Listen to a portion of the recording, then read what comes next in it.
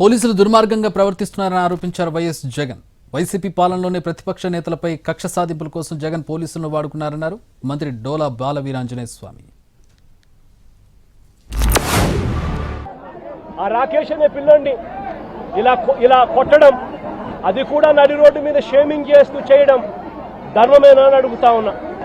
హరికృష్ణ అనే వ్యక్తి, ఈ వ్యక్తి మీద ఈ మధ్య కాలంలోనే దాచేపల్లిలో హరికృష్ణ అనే వ్యక్తిని తప్పుడు కేసు పెట్టి ఈ మధ్య కాలంలోనే దారుణంగా సిఐ క్వార్టర్స్ లో పడేస్తే, ఇంత దారుణంగా కొట్టి పడేస్తే వారి తల్లిదండ్రులు గ్రామస్తులు వచ్చి ఆందోళన చేసి ఈ పిల్లాడిని రక్షించుకున్నారు.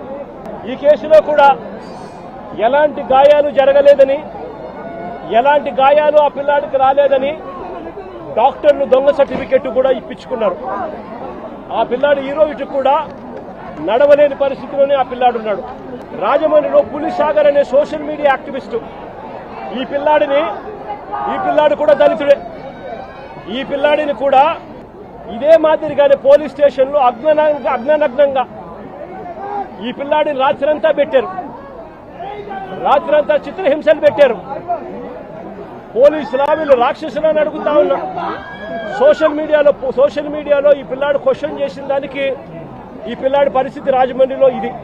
ఈరోజు రాష్ట్ర ప్రజలు సంవత్సరం అయిందయ్యా, ఒక అరాచక పాలన పూర్తి అయింది, అక్కడ సమాధి కట్టేసాము అని చెప్పేసి ఉంటే మీరేదో వెన్నుపోటు దినోత్సవం అంటున్నారు. నీకు ఓట్లేసిన ప్రజలు నిన్ను గెలిపించిన అక్కస్తో నీ పార్టీకి సంవత్సరం జరుపుకుంటున్నావు.